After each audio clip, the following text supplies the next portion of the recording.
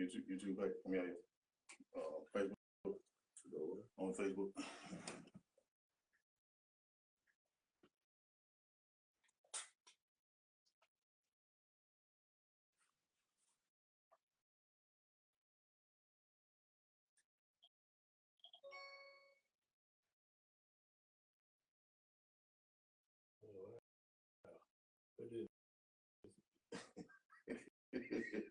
I tagged you with it.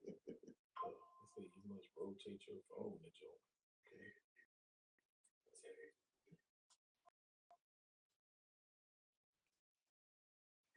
Look like me. Let me check my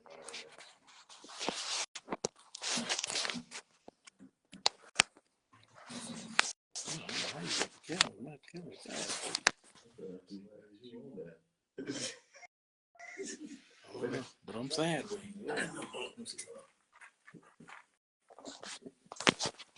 Y'all, we trying to help Ferlando. We trying to help. Yeah, we are.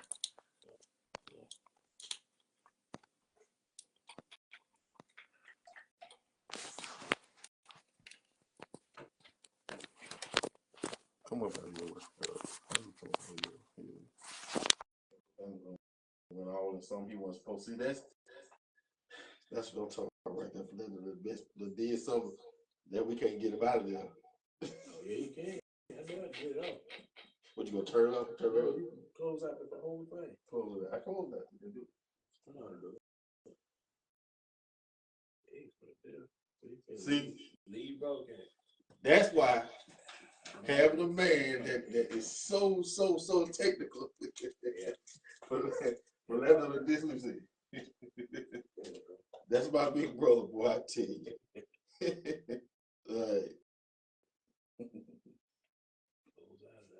He hang all kind of TVs and everything.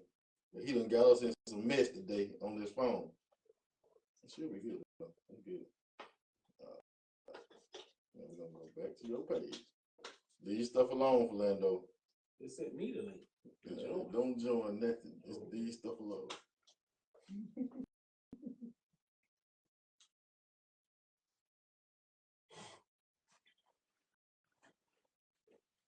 Well, since we waiting, y'all see we got this boss in here, man. We got Not a boss. Man. Leader. Man, he's a leader, man. It's my man. Man, hey. Go back to where you was at. Where you was at? How you getting that? On your story. It was like I tagged you in. Oh. Let's see if you can get back there. And turn your phone while you're there.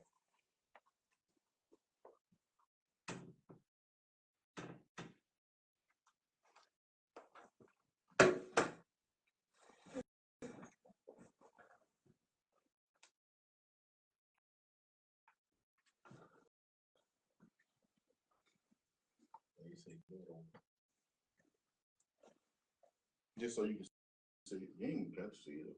Okay. I got your tag in already, so you ain't got to see it. Okay.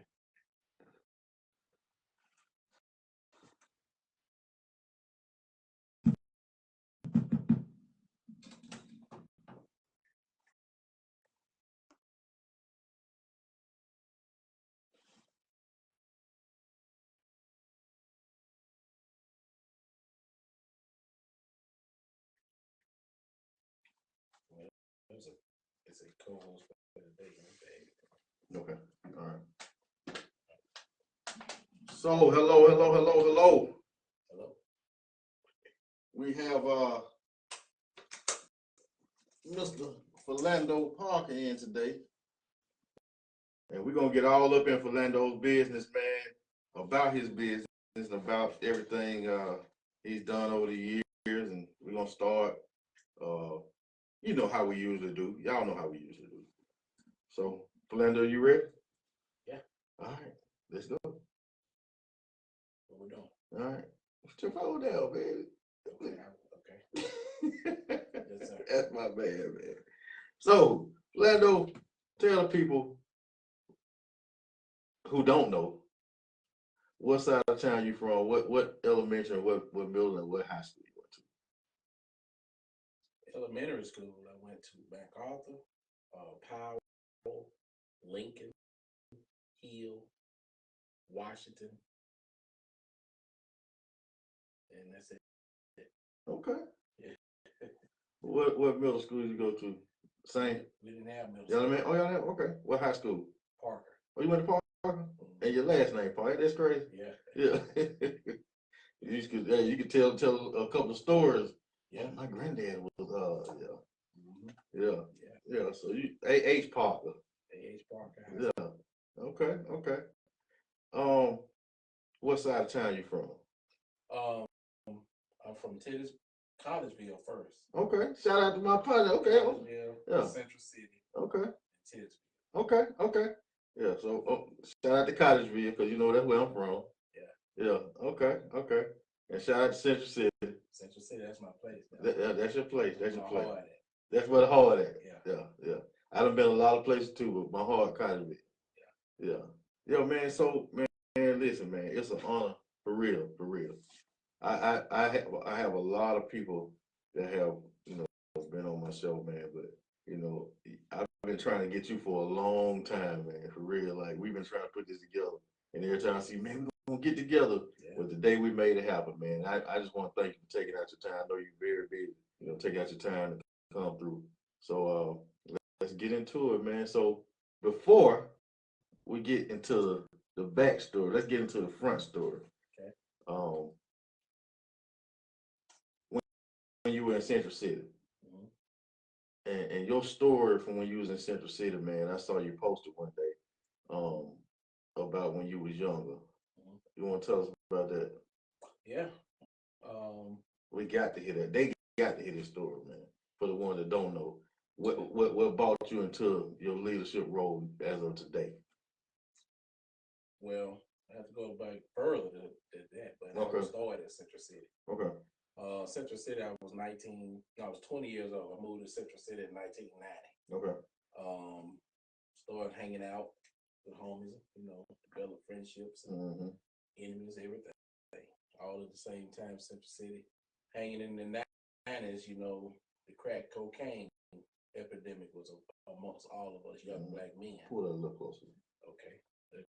The crack cocaine epidemic was on all of us young men.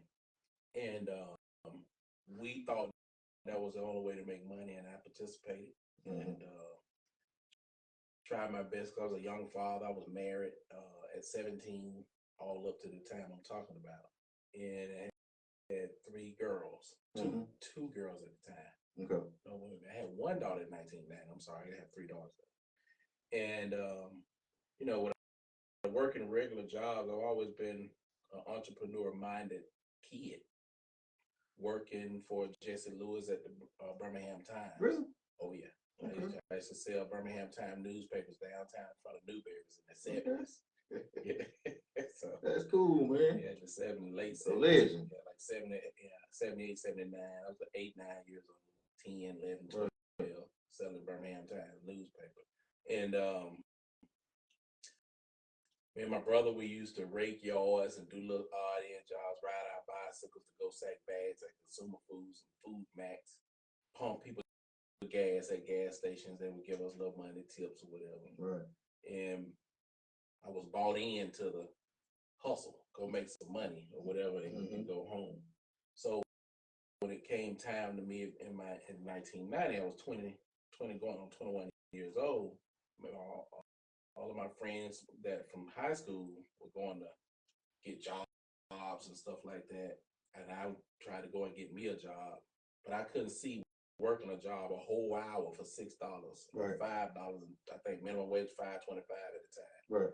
I couldn't see working a whole job. A whole hour for $10 or whatever, less than $10 basically. And so I would go and get me some Birmingham Times newspapers or whatever, trying to sell them or to make way more money in an hour than I would working a job. So I kept trying to work a job here and there, never would last on the jobs. So when I started hanging in Central City, I moved to Central City in 90. So when I started hanging in Central City, I started getting in trouble with the law for trying to hustle and sell drugs, whatever. not realizing that this wasn't the way. Kept trying, keep getting in trouble. Kept trying, kept getting in trouble. Till they locked me up for a good bit. And when they locked me up, the first time I came home and I went back at it. Yeah. Second time I came home, went back at it. Mm-hmm. They locked me up again that third time. Judge Richmond Pearson. Judge Pearson. He told me, he said, Ferlando, you strike me as the county man that don't need to be here. He said, but I got to send you to prison, son. He said, I don't want to do this. I got to do this. So he sent me. Yeah. So I had a 10-year sentence at the time. I got down there and seen guys get killed, and I was on chain gang at the time. There was a lot of things that I saw that made me not want to go back to this. So I started praying and asking God to give me the mentality of business, which I felt I already had, because when you're in that game right there, you start learning how to turn money, flip money, you know how to manage your money, you know how to grow the money without any money, you know how to come from nothing, and you know. So I started taking those skill sets and start thinking about them and praying and praying and praying. So when I came home, I went to work for ADT Home Security. Okay. I got tricked into doing that. Honestly, I went for an interview, thought I was going to be lifting boxes because they were saying they need to clean out a warehouse. It turned out to where they were asking me to help clear out a warehouse of ADT security systems to go out and see if people would like to take a free security system if they would pay the monitoring fee. And I did that under the notions that I would clean out a warehouse. So I became the most dominant salesperson they ever saw. So you was cleaning out the warehouse. Cleaning out the warehouse and found out that I'm selling security systems. Yeah. Basically. Yeah. That's pretty smooth though. Yeah, so I became dominant at that, and the more and more I got involved with that, more and more I started learning more how to deal with how to grow a business, how to market, how to find customers, how to generate business with no real hard effort once you understand the target. It's like fishing when you learn how to what the fish like and what to put on your hook. You throw it in the water, you snatching that particular fish out the water. So I started learning that from ADT. So the Citrus City days, I ended up getting shot back in '93. I think it was '93. Just in the wrong place at the wrong time. Some guys had some beef with some more guys, and they just started shooting at everybody. I ended up getting shot. Got out of the hospital, went right back out there. And at this time, I'm living in Gate City. I forgot I lived in that area. But, you know, to make a long story short, I graduated from that mindset and just kept working, hung on to ADT Home Security Systems, and became a sales director for them. By the time they did a background check on me, they realized that what I've been through, they didn't want to let me go, so they kept me. That don't happen for everybody. That don't happen for everybody. But speed up to now, I've been pardoned by the state of Alabama. I don't have any of those things hanging on my head. We got to give you congratulations. Everybody don't get that either. Right, that's right. So I was blessed to get that, and but I've been pardoned by the state of Alabama, free and clear. I've been running a business for a long time and didn't want to work for anybody. Didn't want to ask anybody for opportunity. I always found ways to create my own opportunities. Right, man. You know. I told you when you first came in, I'm not scared to say it on this microphone, that you've always been a big inspiration to me. I saw you for many years, and you never know a person's story, and you never know what a person's been through, but just seeing the smile that you always had on your face, especially when you saw me, and I don't care where you see me, you always had a smile on your face. Some people come home bitter. Yeah. Some people come home and they don't have nothing to fall back on. But God had a plan for you. And so seeing that smile on your face, man, every time I have saw you, you have always been the same person. So you've always been a big inspiration as a father and as a businessman. I didn't know the past part, I did, but I didn't. And so seeing you as a businessman, I watched you grow a business from your truck to truck success. You get what I'm saying? Yeah. Man, listen, to see those trucks all over the place, Atlanta, Tuscaloosa, and all the other places you've been, all on the buses, on the billboards. I mean, it's an amazing thing to see, man. And man, to see, where you came from humble beginnings up up until now, man. Hey, I'm very, very proud to call you a friend, man. And this interview is very, very, very important to me. It's very important to me for real. So now we're gonna get into I Hang TVs. Okay. I want to start from that one truck though, Okay. and I want you to go from that one truck. What color is that truck? Green. What color is that truck? What truck? What's that? What was that? The truck you started out in? It was white. It was a Jeep Cherokee. Jeep Cherokee, white Jeep. I'm tripping. I'm tripping. I'm thinking about another truck. That white Jeep truck Cherokee. I remember that Cherokee. Yeah, yeah. So let's start from now. Okay. And let's go on up. Um. And plus, you had that Regal I wanted. I had a Regal. I still got that. You still got the Regal, but I had a Regal. Yeah, that's how a lot of folks know me from that Regal. Yeah, and then you had, I was like, man, I want me another Regal. I better stay away from that Regal. Regal got me a lot of trouble. But go ahead, start. All right, so when I started at Hang Tvs, I was a single father of 5 children. I was on food stamps, Section 8, and the whole nine. I went broke. I had a business before that called Promotions Team, generating business for Direct TV, Dish Network, Boom, and a lot of satellite TV companies. Had to go and get custody of my children. Got custody of my children, became a single father, went broke because I had to get off work early. A lot of things I couldn't do like I wanted to do. So if I didn't want to halfway do it, I had to make a commitment to my children. Mm-hmm. So I made a commitment to my children that I would basically make sure that they are growing up properly in a structured home where they had guidance. They had support from their father, their mother too. Their mother's not a bad person at all. Mm-hmm. I just had to do what I had to do to make sure that they get the proper upbringing. Right.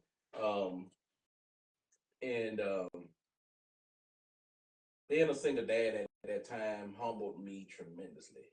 I've been so humbled by, everything that I went through to respect the women a lot when they're single mothers, when they're women who bear the responsibility of making sure children eat, do their homework, go to school, act right in school, making sure their health is okay, taking care of them when they're sick, making sure their hair is done, got to go shopping for them, personal products, the whole nine, everything on one person. That is extremely tough. So I learned that as a man, a young man too, because like I said, I had to take it all on. And I only had 1 or 2 children. I had a total of 5 children in the house with me by myself. Right.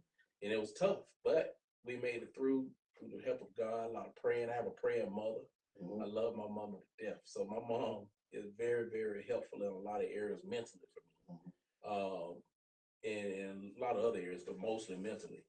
So we made it through all of that. So when I at the time I was working at DirecTV corporate, I went to take a job at the time to go work for DirecTV corporate. I worked there for about 6 months. I knew how to install satellite TV. So I figured it was a no-brainer. They would hire me right away. I knew how to do the job. And they did. They gave me a truck the first day I did the interview. And I had to go to a training of some sort in Tuscaloosa, went through all of that, and became a satellite TV technician for DirecTV. I was working for DirecTV, putting in satellite TV, high definition TV services. And everywhere I was going, people were asking me if I knew anybody that Hang TVs. And the reason for that is because to go HD back then, you had to have a flat screen TV. You had to have high definition TV cable services, or what have you. And so I was the cable TV provider through DirecTV. So every time I hooked up the DirecTV system, the TV was either on the floor, a table, credenza, or whatever. And what I've learned is that the women don't like that. Right. Women treat homes like men treat cars. So they did not want a TV just laying in the floor playing, and then they have a way to beautify it. Right. And so they kept asking me if I knew anybody that hangs TVs. And at the time, I didn't know anybody that hangs TVs. So I started researching it, found out Handed TV and Best Buy were hanging TVs. Best Buy was charging $500 to just hang the TV, and that's all they was gonna do is just hang it. They wasn't gonna run no wiring. They wasn't gonna put no power outlet behind the TV. Wasn't finna hide no wires or nothing. So a little bit later, after that, telling so many people no, I decided to buy my family a flat screen TV, and I did. It got it home, and me and my daughters got together. They helped me put it together and put it on the wall. My baby girl asked me, no, she says to me, she said, "Dad, this could be another business that you can start." I said, "What? Hanging TVs?" You know what? I'm gonna look into that. And I got to looking into it, and and I thought about all the people, you know. So at the time, I didn't get right after trying to start it as a business. So I was a Sunday technician. I was off on Saturdays, and I would be a technician for DirecTV on Sundays. I would work all week long, all Monday through Friday, and take off on Saturdays. And I would spend time with my children because they were out of school. I would take them places like the fair, you know, Vision Land, whatever you call it, Venture, whatever you call the place now. Yeah. Just different places and do things with them on Saturdays. And then on Saturday evening after that, I would take them to their mother house so they could spend time with their mother for the Sunday. So on Saturdays, I would go out at night, have my fun or whatever. Then I could get up in the morning on Sunday and go be a technician for DirecTV. So I went to my last customer house on a Sunday. And then the gentleman was having a TV installed by Best Buy. He told me that they were coming out on the following week to do it. Said it was going to charge him $600-700 to do it. And I was explaining to him, well, you don't have to pay all that. You know, do your own TV. I did my own with my daughters. I was trying to explain to him how to do his. He wasn't hearing it. He didn't want to try it. He didn't want to risk breaking his TV or anything. He said, man, if you'll do it, I'll pay you, man. Just if you could beat the price, man, I'd rather you do it. So I said, no, man, I can't hang your TV. I'll get fired. And the majority of the times that I kept saying that to people, they would insinuate that I would do it. And I always had the strength to say, no, I ain't doing that. I'm not doing it. But at this particular time, I was a son of tell. He said, you already on work. It's your last stop. You ain't doing it while you at DirecTV. Technically? And so, technically. Yeah. So basically, I explained to him what all I did, what all I bought. He said, man, if you buy everything, I'll pay you the money back, and I'll pay you for going and getting it. Right. And I'll pay you for doing the work. I said, oh, okay. So at the time, I needed that money. And so what I did is I basically bought the stuff, went back to their house that Monday evening, did the job for him. He paid me, and I was done with it. However, I thought I was. He started telling people, explaining to people how his TV looked and all that. And more people kept calling me. All of his friends called when their TV done. And more people kept calling, and more people kept calling, to the point where I was installing TVs on my off days. Right. And on days I didn't have to work or whatever. And I'm sorry, after work, that's what I meant to say. So the more I kept doing that, DirecTV got wind of it, sent the supervisor out to a customer's house, told me when I finished that job, they need to see you in the office. So when I got done with the customer, drove back to the office and got in the office and got into the meeting with the higher ups. They were asking me, Ferlando, are you hanging TVs? And I'm like, well, yeah, I hang TVs when I'm not here, but when I'm off work or whatever. I'm thinking ain't nothing wrong with it, because I thought I would get fired for hanging TVs while on the job. Right. And they said, well, you could be finding your customers through DirecTV. I'm like, well, okay, what's the problem? And they wouldn't tell me. So the girl said, well, we're going to have to suspend you indefinitely until we can figure this out. I said, suspend me? I said, am I going to get paid while on suspension? They tell me no. And when they told me no, I was a little irritated by that. So I called my daughter to come and get me. They said, no, you can drive your truck home. So I got in the DirecTV truck, drove it home, and that Monday, I think that was on a Thursday or whatever, I was suspended. No, that was that Friday or whatever. Saturday, I don't know what day it was. So I got suspended, and I was at home, DirecTV truck in my driveway. That Monday morning, my kids bus. Normally, I'm going to work with them right out the door. And so I had to sit there. So I was sitting there, just thinking about, dang, what I'm going to do? Sit here all day and got nothing to do. And so back then, they used to give it these fat PDAs. They're like phones. And that's how we got our work orders, where to go and which house to go to. PDA. Yeah, So I started thinking about all those people that kept asking me to hang a TV. So I started calling them back, and they said, you sure you can do it? I said, yes, ma'am, I can do it. So I started lining up all my appointments, because I didn't know when I was going back to work. They said indefinitely. So I needed to work to make money. So I basically started going out to those customers' houses, installing TVs. And about 4 days later, they called me back. 4 days later, they called me back and said, hey, we need you to come in for a hearing. It's going to be about your job. We'll see you then. So I went in. I had made $3,500 though for 4 days hanging TVs, and I was making $12 an hour for direct TV.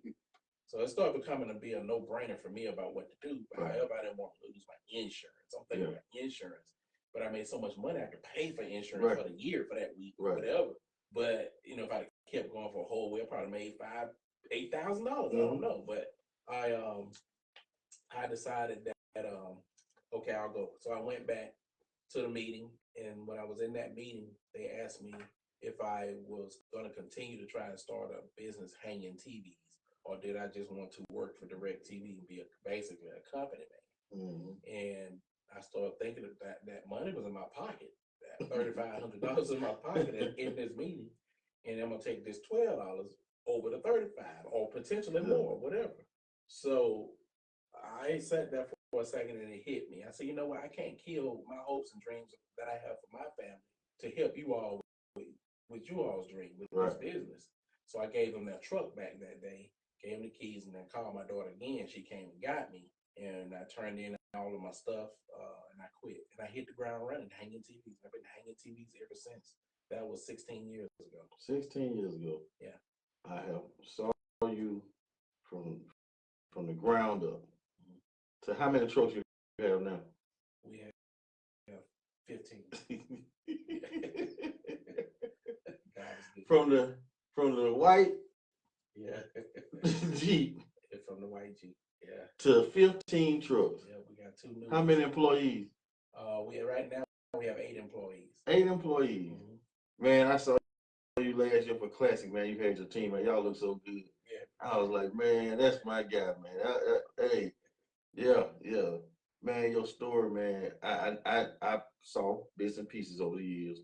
I watched bits and pieces over the years, and I was like, man, I want him on there so he can put it together. Yeah. So how many states are you in?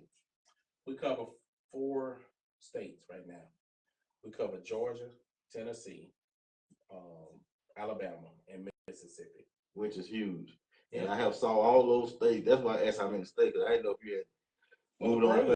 We've been in North Carolina. I did a job in North Carolina. I remember you said you was going to North Carolina. I did a job in North Carolina. We do a TV installation called Zone Free Gaming. And it's where children or anyone for that matter can plug up their PlayStation and make it plug up to the whole house. Really? You can play anywhere. Yeah, we wire the house up to that PlayStation, so that all TVs can see what that PlayStation is doing. And wow! And the controller reaches 30-foot radius, so you can walk around the different rooms and continue to play that game. Also, now you sell TVs, like you provide TV. You got a package where you provide TVs, right? Yes, we have on our website. It's on the WeSellTVs.com. Wow. Man, listen, like I said, man, I have watched you, man, and it's very impressive. And I know a lot of people see the I Hang TVs roll and see the buses with I Hang TVs on the side and all that, but they don't know the story, No. And that's strategically done that way. Right. What I've learned, I hide behind the logo. Right. A lot of people know me just for knowing me. Yeah. But in Alabama, I've learned the hard way that it's not in best interest to put my face everywhere and not be high out here in the front of everything, hollering I'm the owner. I've learned that success comes faster when they're only dealing with the business side of things, right, instead of the personal side of things. Right. And so when we changed our image, look, branding, and everything that we did, the business took a whole 360 and took off. I used to have trucks with me on the truck holding up a TV. I used to go around telling people, hey, I'm Ferlando, I'm the owner of IHangTVs.com. And not realizing that was hurting us. Right. Not realizing that, we get put into these boxes as a black-owned business or whatever type business. It puts you in a category. Right. I don't like being in a category. I like being just a business. That way, we serve everybody. We've served everybody from the Latino community, Japanese culture. We've been in all of these different homes, blacks, whites, Asians. And all they see is a business. All they see is a business. They want the TV on the wall. Right. Thank you, and get out. Right. So we can go and watch TV. Yep, that's pretty much the word. Yeah. And how very successful at that because of that. And more people do business with us by mistake for that reason. Right. And I saw where when you and your team have went behind the wall and done some amazing work with wires and speakers and TVs and man, you done did TVs outside. I done saw a lot of your work, man. I watch all your stuff for real. You know, I try to like all your stuff. We go in limited spaces. We go in attics, under houses, behind rocks, behind bricks. Yeah. We find a way to get the wires inside the wall because, well, like I say, we've learned when we first started. People was, but still to this day, there are people just hanging the TV. Yeah. We just did a job the other day where the company they instructed the young lady to call I Hang TVs to hang the TVs. They called another company that's trying to copy off us.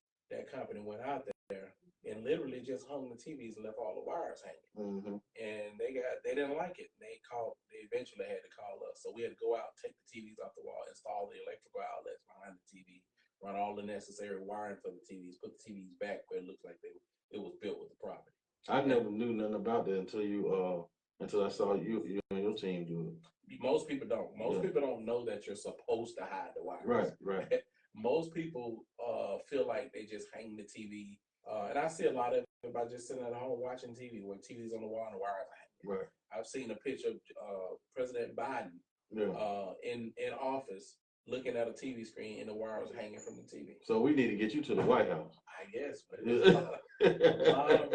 a lot of people just don't know that we're getting ready to do a shoot commercials for that. Yeah. And it's going to take us to a whole nother level. We're getting ready to point that out in the commercials. Right. Man, it was something I was going to tell you about. It was something that you did. It wasn't a commercial. But man, when I saw it, I was like, man, Ferlando getting down, man. I know I was gonna ask you about your work because I asked you about the states. It was something else I was gonna ask you about. It's gonna come to me in a minute, man. But man, just seeing all the work that you've done, man, it's been amazing. And listen, I need you to get those wires from hanging down the wall behind your TV. Hire I Hang TVs. I saw it's a lot of companies that came out, a lot of people that came out hanging TVs. Now I don't know if they go all behind the wall and all that. A lot of them. Because that's construction work there for real. Yeah, a lot of them don't. It's when you're dealing with rock fireplaces, moss rock, stuff like that, those are some extremely tough, tedious jobs. Surround sound systems, things like that. Tough, tedious jobs. You really got to know what you're doing to do those. Because you got to put that wall back, the sheetrock and all that, right? We don't have to put anything back. The way we install, we know exactly what we're doing. No, exactly. So whenever we cut a wall, we are cutting precise spots where we're going to be able to put a speaker or a wall plug or something. And when we're done, it'll be as if it was already there. Right. And we have done installation where we got to cut sheetrock, especially with surround sound systems. That have a room above them. So a lot of times we have to go in, cut, get all the wires in. And then we got our guys that go behind us. We have teams that go behind us that can make it like we were never there. Man, that's impressive. Yeah. That's impressive, man. I mean, are you hiring? Yes, we are hiring. Hey, don't say it ain't no job. I Hang TV is hiring. Tell a friend that you can get a job at I Hang TV. Now, if you tell them you know me, and you tell them that you saw this interview, he might hire you a little quicker. I don't know. But tell them, hey, your friend told me to call you Q. That could help. They'll know. Man, listen, I've enjoyed this time, man. I'm not going to take up no more of your time because I know you got to go hang a TV somewhere else. Yeah. Well, look, man, listen, I really appreciate this interview. You don't know how much I really appreciate this interview for real. And I appreciate you for always tuning in, liking and sharing. Like this, share it, post it on your wall, whatever you want to do, but just thank you for tuning in. I want to I know what I was going to say to you before I go. Hold up. If you have a business and you want to look professional, I Hang TVs. Tell them about how you do the TVs with all the information. I can't. Oh, the advertising. Yeah, because Green Acres got it. Mama and them got it. Yeah. I'm sure a whole lot of other businesses got it. We got 20-some spots. Yeah. So what we did is we went in and partnered in with all these different mom and pop restaurants that didn't have a clear illustration of their food. A lot of them just have a list of the food, and you got to look on. You know how you go in a restaurant, you got to look on the tables of the other folks that's eating and see what they sell. You don't have a visual of what the food look like. So we have developed a department in our business where we can go in these businesses and get an understanding of what the food looks like, take pictures of the food, visuals of the food, and create them and design them a menu board. And a lot of times we do all of this at no cost to the restaurant, and we'll install everything for them at no cost in exchange for a partnership to display advertising on their menu board. And most of them do like that. And that's what I wanted. I want to point that out too. So if you have a business and you want that professional look, call I Hang Tvs, and they will listen. They have Green Acres menus and Mom and Them menus and so many other menus looking so good on the wall. So that's for that professional look. I mean, if you don't want to, just write your stuff on the wall with an ink pen. But anyway, thank you to all of you all. I want to give a shout out to our sponsors: Green Acres Chicken Downtown, Green Acres Chicken Inslee, and Green Acres Realty Enterprise. Yo Chef Surf and Turf. I want to give a shout out to our other sponsor, Partners Tires, and Blaze Hookah Lounge. One other partner, one of our big partners as well, is AG Entertainment.